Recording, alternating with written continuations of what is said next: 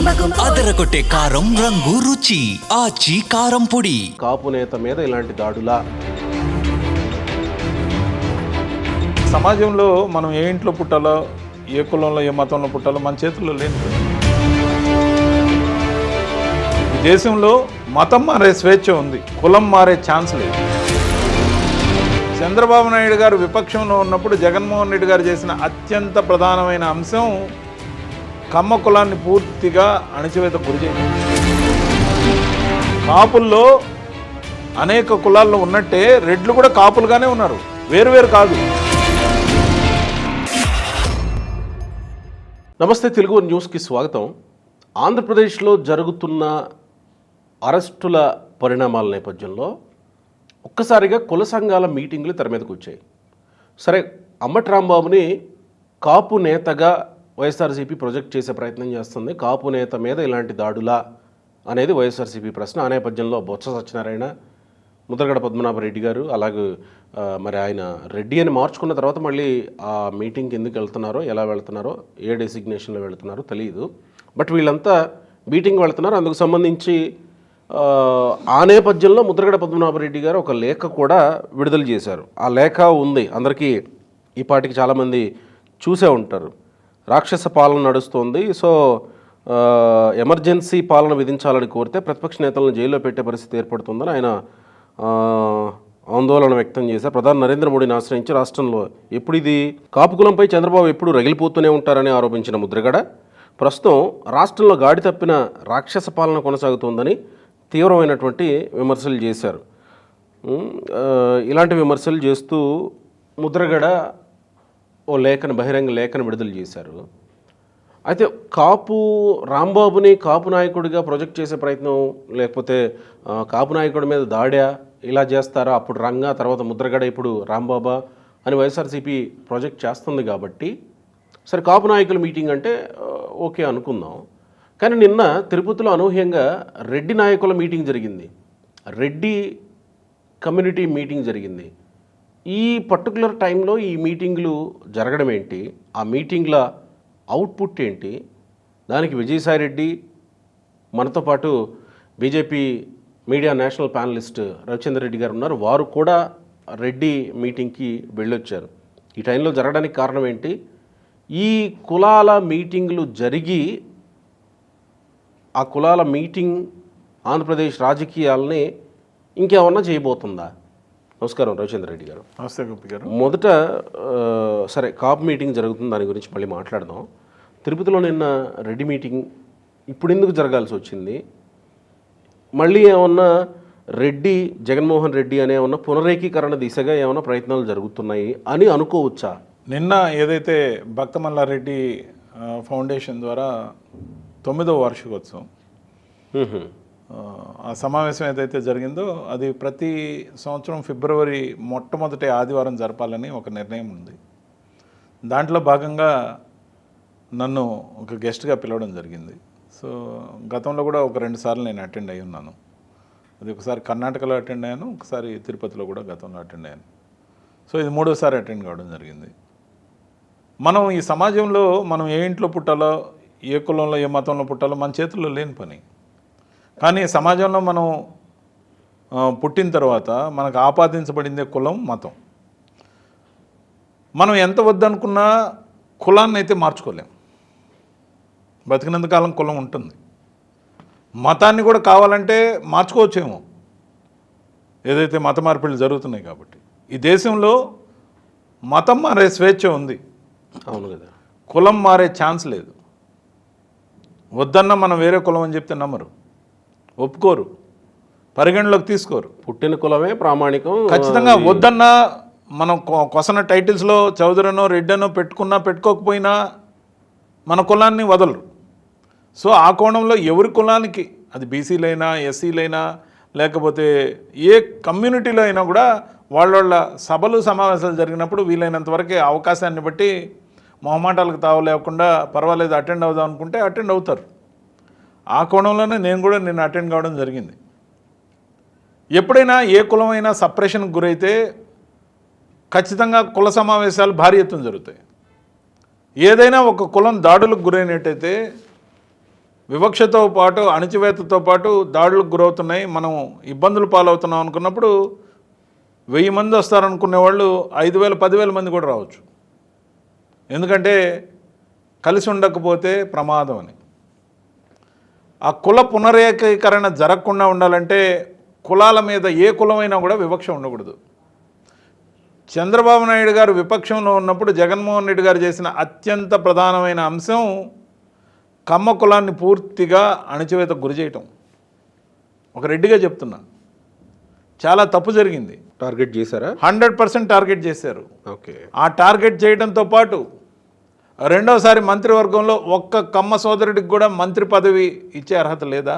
మరి ఇవ్వలేదు. ఫలితం కుల పునరేకీకరణ. దాంతోపాటు కాపులకు ప్రాతినిధ్యం వహించే విధంగా పవన్ కళ్యాణ్ గారిని తోడు చేసుకోవడం, దేశంలో అండగా ఉన్న బీజేపీని తోడు చేసుకోవడంతో అపూర్వమైన విజయం తెలుగుదేశం పార్టీ లెడ్ అలయన్స్ ఆంధ్రప్రదేశ్లో అధికారంలోకి ఎవరు ఊహించిన మెజారిటీతో వచ్చింది. దీంట్లో కులం రగిలిపోవడం అనేది ప్రధానమైన అంశం. ఇందాక మీరు అన్నారు కాపుల సమావేశాలు జరిగినా, ఇప్పుడు రెడ్ల సమావేశాలు జరిగినా, రెడ్లందరూ కూడా చెప్పుకోవడం కోసం కాదు, విధానపరంగా కాపులే. ప్రతి రెడ్డి కాపే. కాపుల్లో అనేక కులాల్లో ఉన్నట్టే రెడ్లు కూడా కాపులుగానే ఉన్నారు, వేరువేరు కాదు. రెడ్డి అనేది కాపు కులంలో ఉన్న వాళ్ళలో కొంతమందికి ఒక టైటిల్, అలాగే కాపు కులంలో ఉన్న వాళ్ళలో కొంతమందికి నాయుడు అనేది ఒక టైటిల్. అదే కమ్మ కులంలో ఉన్న వాళ్ళకి నాయుడు అని కానీ చౌదరి అని కానీ ఉండేది ఒక టైటిల్. చౌదరులది వేరే కులం అని ఎవరైనా అంటే ఊరుకుంటారా? కమ్మ కులం. అలాగే రెడ్లది వేరే కులం అంటే మేము ఒప్పుకోం, మేము కూడా కాపులమే. కానీ రెడ్డి టైటిల్నే ఒక కులంగా మార్చేసి మమ్మల్ని తోసేయాలని చూసి రాజకీయ స్వార్థం కోసం మమ్మల్ని వెలివేస్తూ రెడ్లను వేరు చేసి చూస్తున్నారు. రెడ్లు కాపులు ఎప్పుడూ ఒకటే, కాపు కులం మాది. దాంట్లో టైటిల్స్ మాత్రమే. నేను చెప్పేది వాస్తవికత అవునో కాదో తెలుసుకోవాలంటే వివిధ రాజకీయ పార్టీలు, లేకపోతే రాజశేఖర రెడ్డి గారు కానీ, కోట్ల విజయభాస్కర్ రెడ్డి గారు కానీ, తులసిరెడ్డి గారు కానీ, రవిచంద్ర రెడ్డి కానీ, జగన్మోహన్ రెడ్డి గారు కానీ, లేకపోతే ఏ రెడ్డి అయినా కానీ కాపు అని రాశాడా లేదా అప్లికేషన్లో? మొట్టమొదట ప్రాథమిక ఎడ్యుకేషన్లో 6వ క్లాస్ నుంచి అప్లికేషన్లు తీసి చూడండి, ఖచ్చితంగా తీసి చూడండి. కానీ కులం గురించి ఇంతగా గొంతు దించుకోవాల్సిన అవసరం అసలు లేదు. కులం కన్నా మానవత్వం ముఖ్యం, మనిషితనం ముఖ్యం. సమాజంలో ఎవరికి దక్కాల్సిన ఫలాలు వాళ్ళకి దక్కాలి. ముఖ్యంగా అణగారిన వర్గాలకి వాళ్ళ భాగం వాళ్ళకి దక్కాలి. ఏ కులమైనా ఆ న్యాయం చేయాల్సిందే. రిజర్వేషన్లు ఉన్నాయి, ప్లస్ వాళ్ళని ఆదరించాల్సిన బాధ్యత మిగతా సమాజం మీద ఉంది. కానీ ఓసీ అనగానే ఒక 6 కులాలుగా ఉన్న కమ్మ, కాపు, రెడ్డి, మళ్ళీ రెడ్డి అనేది కాపు నుంచి దూరం చేసి చెప్పాల్సిన పరిస్థితి తెచ్చారు. కమ్మ కాపునే ఉంది, రెడ్లు సపరేట్ కాదు.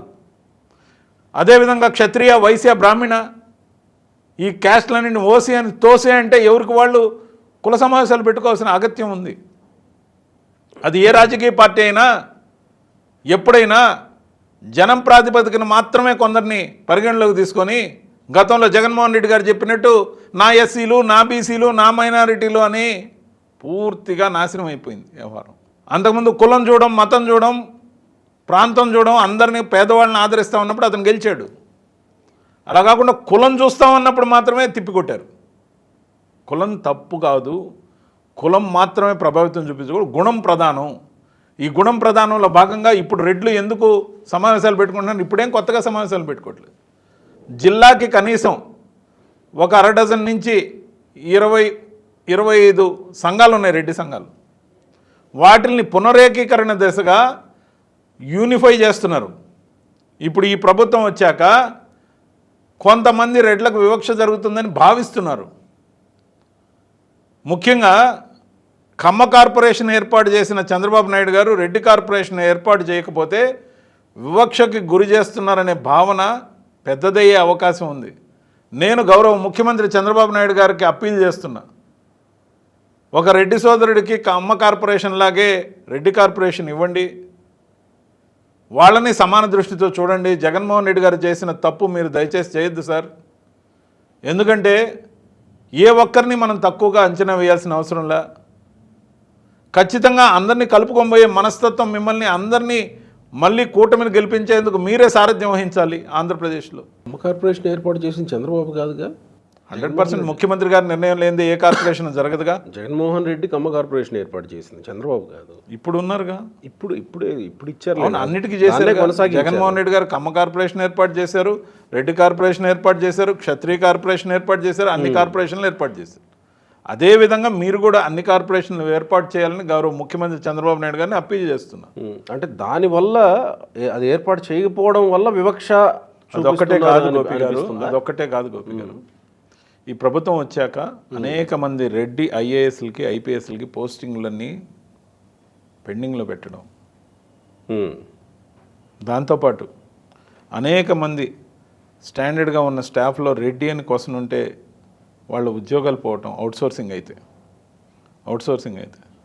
చాలామందికి పోస్టింగ్లు రాకపోవటం, ఇవన్నీ రెడ్ల సమాజంలో రోజు అంతర్లీనంగా చర్చలు జరుగుతున్నాయి వాట్సాప్ గ్రూపుల ద్వారా. అంత అవసరమా? అంత ఛాన్స్ ఇవ్వాలనా? మనవాడు అనుకున్నప్పుడు 4 ముద్దలు ఎక్స్ట్రా పెట్టినా పక్కన వాడిని పస్తు పెట్టకూడదు, 2 ముద్దలైనా పెట్టాలి. వివక్ష వర్టికల్గా కనపడితే, ఆ డివిజన్ కనపడుతూ ఉంటే అందరూ వినబడకుండా మాట్లాడుకునే అవకాశంతో పాటు అది ఒక రెబల్ వాతావరణం తయారవుతుంది. మనకు 164 సీట్లు ఈరోజు వచ్చాయి. మరి బీసీ జనార్దన్ రెడ్డి, తర్వాత రాంప్రసాద్ రెడ్డి, ఆనం వెంకటరామనారాయణ రెడ్డి, వీళ్ళంతా ఎవరు? ఆనం వెంకటరమణారెడ్డి, ఆనం రామనారాయణ రెడ్డి, విపిఆర్ వి ప్రభాకర్ రెడ్డి, మాగుంట శ్రీనివాసరెడ్డి, అనేక మంది రెడ్డి నాయకులు ఉండొచ్చు. నేను అంటుంది మంత్రుల గురించి. మంత్రులు వర్టికల్గా కనపడేది ఏం తెలుసా? ఐఏఎస్లు ఐపీఎస్లు ఎంత చర్చ జరుగుతుందో తెలుసా? నేను ఈ విధంగా వాస్తవాలు వెలుబుచ్చినందువల్ల నా పర్సనల్ కెరీర్ దెబ్బతినొచ్చు, కానీ వాస్తవాలు చెప్పే అలవాటు ఉన్న రవిచంద్ర రెడ్డి ఎప్పుడు నిజమే చెప్తాడు. అది నా పొలిటికల్ కెరీర్కి ఉపయోగపడదు, ఇబ్బంది అని తెలిసి కూడా ఎందుకు చెప్తున్నానో తెలుసా? కూటమి పరిపాలన కంటిన్యూస్గా కొనసాగాలని చెప్తున్నా, మళ్ళీ కూటమి అధికారంలోకి రావాలని చెప్తున్నా. నేను చెప్తున్న భావం ఇది. నేను చెప్తున్న మాటలు నచ్చకపోతే నా మీద కోపం రావచ్చు, కానీ చంద్రబాబు నాయుడు గారి దగ్గర ఉన్న లౌక్యం జగన్మోహన్ రెడ్డి గారి దగ్గర లేదు. జగన్మోహన్ రెడ్డి గారు వర్గాలుగా పార్టీని నడపడం వల్లనే ఈ విధమైన పరిస్థితులు వచ్చినాయి. దయచేసి వర్గాలకు ఊతమిచ్చే పనులు ఏవి కూడా కూటమిని లీడ్ చేస్తున్న చంద్రబాబు నాయుడు గారు ఇవ్వద్దు. వీలైనంత వరకు లోకేష్ గారు అందరినీ కలుపుకుపోవాలని చూస్తున్నారు. నేనే అపాయింట్మెంట్ అడిగితే ఎప్పుడు కావాలో అపాయింట్మెంట్ చూసి పెట్టమన్నారు.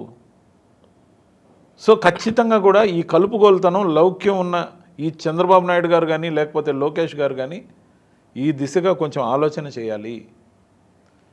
ఈ కుల సమావేశాలు మనకి మేలునిచ్చే అంశం కాదు.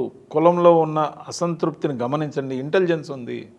ఏ కులంకైనా అసంతృప్తి ఏదైనా సమావేశాలు జరుగుతున్నప్పుడు ప్రస్తావిస్తున్న అంశాలు, ఆ అంశాల్లో ప్రధానంగా ప్రస్తావిస్తున్న అంశాలన్నీ కూడా మీకు ఇంటెలిజెన్స్ ఇస్తుంది. మరి ఇప్పుడు వాటిని పరిష్కారం దిశగా నడిపించండి.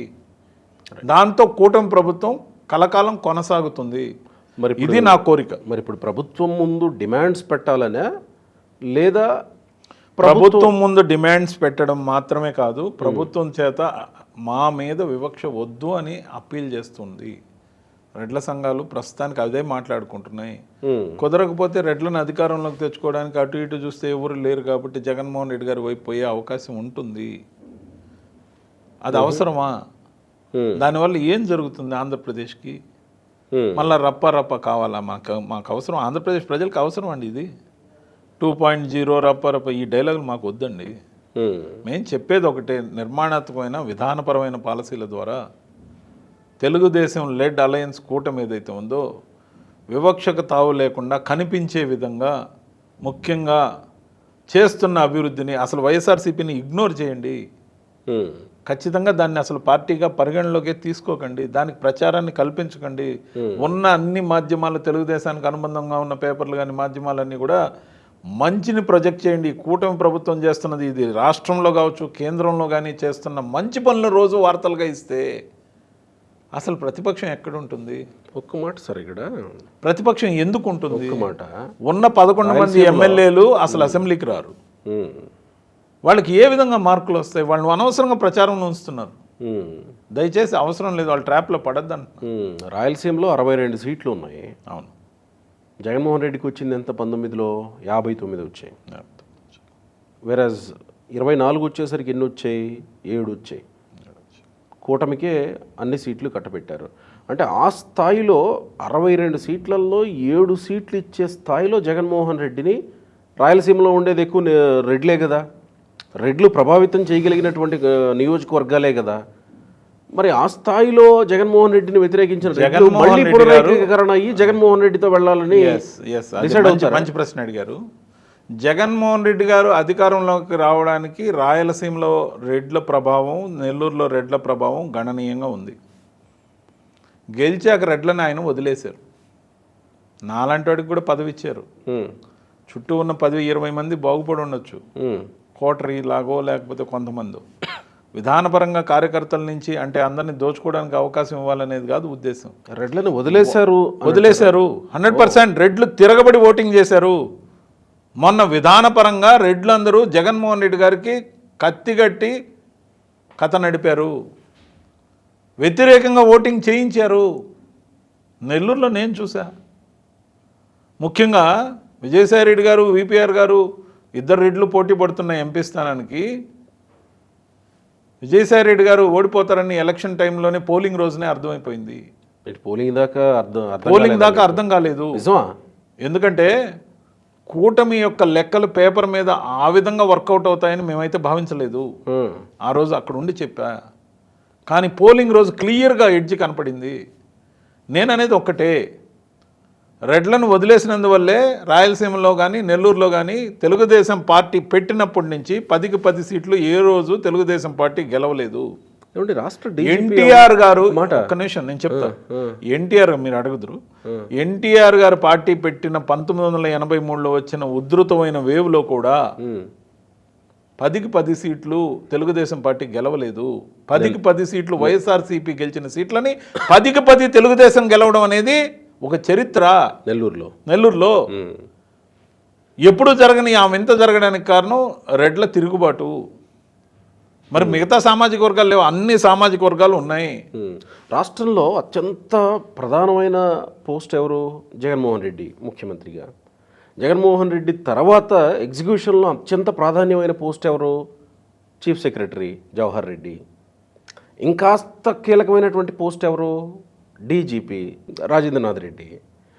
ఇంత కీలకమైనటువంటి పోస్టులలో ఈ రెడ్లు ఇక్కడ ఉండి సజ్జల రామకృష్ణారెడ్డి, విజయసాయిరెడ్డి, వైవి సుబ్బారెడ్డి, పెద్దిరెడ్డి రామచంద్రారెడ్డి వీళ్ళందరూ రాష్ట్రంలో ఉండేటువంటి 4 భాగాల్ని ఇన్ఛార్జీలుగా, రీజియన్లుగా పంచుకొని పరిపాలన చేసిన ఈ రెడ్లు నష్టపోయారు. రెడ్లని వదిలేశాడు Jaganmohan Reddy. Exactly, super question ఇది. రెడ్లను వదిలేశారు. చుట్టూ కనపడే 10 మంది, 20 మంది, 25 మంది తప్ప రెడ్లు ఎవరు బాగుపడలేదు. వీళ్ళు మాత్రమే మోనోపల్లి నడిపారు. ఓకే, ఖచ్చితంగా దానివల్లే నష్టపోయాడు. సమాచారాన్ని ఆయన దాకా చేరనిచ్చేవాళ్ళు కాదు. ఆయన కోట్లో పెట్టి వీళ్ళు చేసిన పనుల వల్లనే నష్టపోయాడు. ఖచ్చితంగా కూడా రెడ్లను ఒక్కరిని నెత్తిన పెట్టుకోవాల్సిన అవసరం లేదు. ప్రతి కులాన్ని వాళ్ళ స్థాయిలో వాళ్ళకి ఇవ్వాల్సిన గౌరవాన్ని ఇస్తూనే వాళ్ళకి రావాల్సిన దామాషా ప్రకారం ఎక్కడైనా లైన్లో ఉన్న వాళ్ళకి ప్రాధాన్యత ఇవ్వండి, కానీ చివర రెడ్డి అని ఉంటే తొక్కేయద్దు. అది ఒక డ్రైవర్గా ఉంటే తీసివేశారు. కొన్ని సంఘటనలు నా ముందు ఉన్నాయి. సో ఒక పద్ధతి ప్రకారం చిన్న చిన్న సబ్ కాంట్రాక్టులు కూడా అమరావతిలో ఈ రోజున రెడ్లకు ఎవరికి ఇవ్వద్దని ఆదేశాలు ఇచ్చినట్టు చెప్పుకుంటున్నారు. ఇది నిజం కూడా వస్తుంది సార్. ఇది నిజం కూడా. నేనే ఒక కాంట్రాక్టర్గా మాట్లాడినప్పుడు నాకు తెలిసిన సత్యం ఇది. విశ్వేశ్వరరెడ్డి ఎవరండి? విశ్వేశ్వరరెడ్డి, కృష్ణారెడ్డి ఎవరండి? నేను చెప్తానండి. దానికి మీ దగ్గర ఇంటర్వ్యూలో చెప్పాను నేను. మేఘా కృష్ణారెడ్డి అంటే big Reddy's is very good and other Reddy's are very bad. The same old situation. అమరావతిలో కాంట్రాక్టులు కూడా అవును, ఇవ్వడం లేదండి, ఇవ్వడం లేదు. నిజమే నేను చెప్పేది. మరి వీళ్ళు ఎవరు సార్? వాళ్ళకి అమరావతిలో ఏం లేదు కానీ అమరావతిలో లేకపోవచ్చు. చెప్పేది వినండి, చెప్తాను వినండి. విశ్వేశ్వరరెడ్డి గారు అందరికీ ఆత్మీయుడు ఎందుకు అయ్యాడో గత ఇంటర్వ్యూలో నేను మీకు చెప్పలేదా? ఆ గవర్నమెంట్ 5,000 ఎకరాలు ఇస్తే ఈ గవర్నమెంట్ 3,000 ఎకరాలు ఇచ్చింది. పెద్దోళ్ళు ఒకటే 8,000 ఎకరాలు మొత్తం 8,000 ఎకరాలు. పెద్దోళ్ళు ఒకటంటే ఆ రెడ్డిని ఈ రెడ్డిని 4 రెడ్డిని మీరు కలుపుకున్నంత వల్ల వాళ్ళు ఏమైనా మీకు ఓట్లు తెచ్చి పెడతారా? మిగతా వర్గాల్లో ఉన్న వాళ్ళని ఆదరించండి. ఇలాంటి వాటిలు కానీ అవినీతి జరుగుంటే దర్యాప్తు చేయమని చెప్పాను నేను పోయినసారి. ఎందుకు పక్కన పెడుతున్నారు? నేను ఇంత వివాదాస్పదంగా మాట్లాడితే నాకు వచ్చేది ఏంది? నిజం అంటే నిష్ఠూరంగా ఉన్నా- ఇప్పుడు ఈ నిజం ఈ నిష్ఠూరంగా ఉన్నా- అసంతృప్తితోటి ఒక మాట, ఈ అసంతృప్తితోటి రెడ్ల మీటింగ్ జరిగింది. జరుగుతూ ఉన్నాయి, సో కంటిన్యూస్ గా జరుగుతున్నాయి, ఒక్కో వేరుతో జరుగుతున్నాయి. ఈ మధ్య హైటెక్స్ లో కూడా జరిగింది, ఈ మధ్య హైటెక్స్ లో జరిగింది ఆల్ ఇండియా రెడ్డి కాన్ఫరెన్స్. అంటే ఇప్పుడు రెడ్ల మీటింగ్ అటు పెట్టుకొని ఏం కమ్మ సమావేశాలు జరగట్లేదా? జరుగుతాయి. కాపు సమావేశాలు జరగట్లేదా? ఖచ్చితంగా. బీసీ నేను గర్జన అదే జరగట్లేదా? జరుగుతాయి సార్. అన్ని జరుగుతాయండి. నేనేమంటున్నా ఇప్పుడు ఈ అసంతృప్తితోటి మళ్ళీ రెడ్డిని గెలిపించుకునే రెడ్డి 100% నాయకత్వాన్ని చర్చ జరుగుతోంది గోపి గారు. రాయలసీమలో ఉన్న 52 సీట్లు, నెల్లూరులో ఉన్న 10 సీట్లు, ప్రకాశం నుంచి గుంటూరు దాకా ఉన్న సీట్లలో రేపు ఈ రిజల్ట్ రావాలి, దీనికి దరిదాపు రిజల్ట్ రావాలి అంటే వివక్ష అనే మానసికత వదిలేయాలి, భుజం మీద చెయ్యి వేసి అందరినీ కలిపి నడపాలి. అంటే ఈరోజు జరుగుతున్న కాపు సమావేశం కూడా కాపులకు అన్యాయం జరుగుతుందనేది వాళ్ళ అల్టిమేట్గా కాపుల మీద దాడి జరుగుతుంది. ఇప్పుడు అంబటి రాంబాబునో లేకపోతే రేపు ఏదైనా పేర్నాని మీద జరిగితే అలానో ప్రొజెక్ట్ చేసే అవకాశం ఉంటుంది. సో అప్పుడు రెడ్లు కాపులు ఒకటే అని మీరు ముందు నుంచి చెప్తున్నట్టు దానికోసం చెప్పట్లే కదా. అంటే రెడ్డి కాపు కాంబినేషన్ ఒకటవబోతుంది అనమాట. రెడ్డి కాపు కాంబినేషన్ ఉంది అంటే అనుకుంటే మీరు కులాల పరంగా చూస్తే జోగి రమేష్ని ఇబ్బంది పెడితే బీసీలు రివోల్ట్ అవుతారు, అనవసరం కదా ఇది. ఆ విధమైన చర్చకు నేను పోవట్లా, నేను కేవలం రెడ్ల సమావేశాల వరకే మాట్లాడుతున్నాను. ఎందుకు జరుగుతుంది అంతవరకే మాట్లాడుతున్నాను. సమాజంలో జరుగుతున్న కుట్రల్ని ఇంటెలిజెన్స్ ద్వారా తెలుసుకొని ఖచ్చితంగా కూడా వాళ్ళలో ఏ పాయింట్లలో మనం ఇబ్బంది పెడుతున్నామని వాళ్ళు భావిస్తున్నారో వాటిని సార్ట్అవుట్ దిశగా హోల్డింగ్ హ్యాండ్ విత్ ఆల్ కూటమి విల్ ఫ్లరిష్ అగైన్. అంటే ఇది కూటమి 4 కాలాల పాటు ఉండాలి, సదుద్దేశంతో కూటమే కొనసాగాలి. కూటమి ప్రభుత్వం మళ్ళీ రిపీట్ కావాలి, మళ్ళీ రిపీట్ కావాలంటే holding hand with others is essential, not for camera sake. ఎవరికైతే ఎక్కడ అసంతృప్తి, intelligence is with government of Andhra Pradesh, they can give inputs. ఏ సమావేశంలో పరిణామాలు ఏంది, ఎవరు ఏం మాట్లాడుతున్నారు, ముఖ్యంగా వాళ్ళ ఆలోచనలో మన గురించి ప్రభుత్వం గురించి ఏమి విమర్శలు ఉన్నాయి, వాటిని ఏ విధంగా వాళ్ళు కోరుకుంటున్నారు, వాటిని నిర్వర్తిస్తే ప్రభుత్వానికి పోయేదేముంది. పెద్ద మనసుతోని holding hands will give very good result in favour of కూటమి ఎన్డీఏ మళ్ళీ గెలవాలి, మళ్ళీ గెలవాలి. ఇది ఒక భారతీయ జనతా పార్టీ సభ్యుడిగా నా యొక్క ఆలోచన. రైట్ సార్, అయితే థ్యాంక్ యూ అండి.